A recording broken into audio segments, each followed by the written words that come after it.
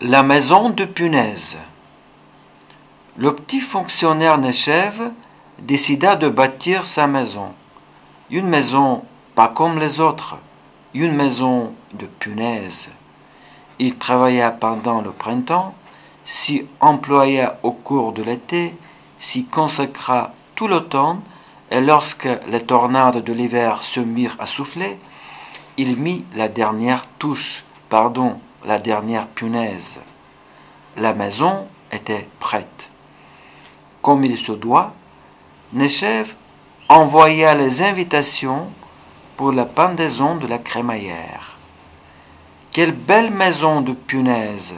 S'exclama quelqu'un. Effectivement, c'est la plus belle maison de punaise de toutes les maisons de punaise que j'ai jamais visitées, ajouta quelqu'un d'autre. Nechev, mais c'est magnifique, y joignit sa voix un directeur d'usine à papier.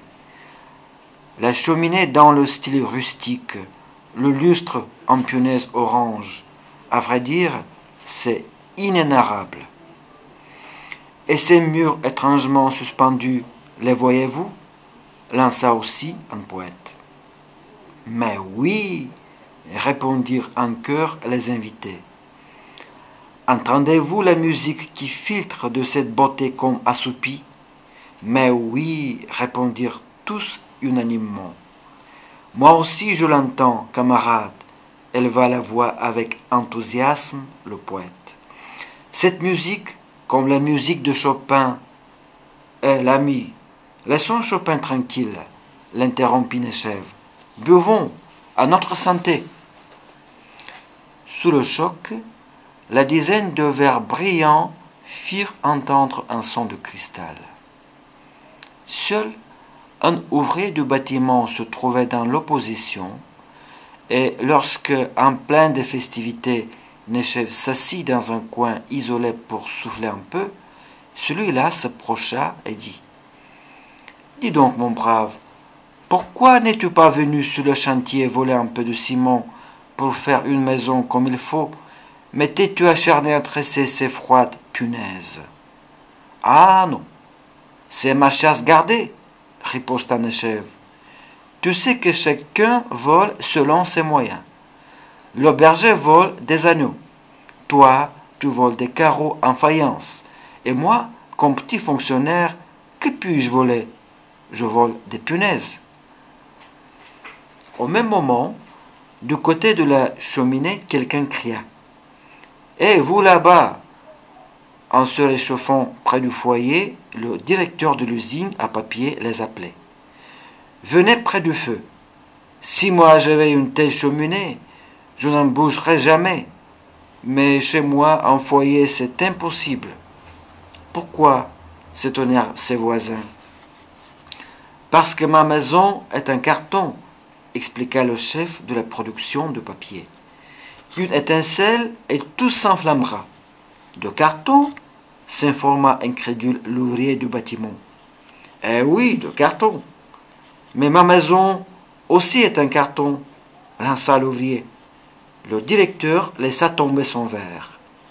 Comment? Elle n'est pas un carreau de faïence? Ne purent y croire les invités. Non, absolument pas. Et où avez-vous pris le carton? Demanda agacé le directeur en s'approchant d'un air menaçant. Mais dans votre fabrique, bien sûr, répondit l'ouvrier avec insouciance. D'indignation, des gouttes de sueur perlèrent sur le front du directeur. Mais comment? Dans la fabrique? C'est tout simple. De toute manière, le logement, on ne l'a fait que sur le papier. Alors, je me suis construit une maison en papier. Le directeur n'entendait plus rien. Voilà où se trouvait le voleur, s'égosillait-il. Il était là, et moi qui me creusais la tête pour savoir où était passé le carton. Bandit, j'ai licencié tout l'atelier à cause de lui.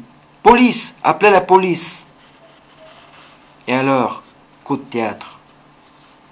Y a-t-il là quelques poètes? Demanda le commissaire de police qui tout à coup se précipita dans la pièce. Mais il n'est pas poète, il est ouvrier, s'embrouilla le directeur. Au voleur, il vole des matériaux de construction de l'atelier de carton.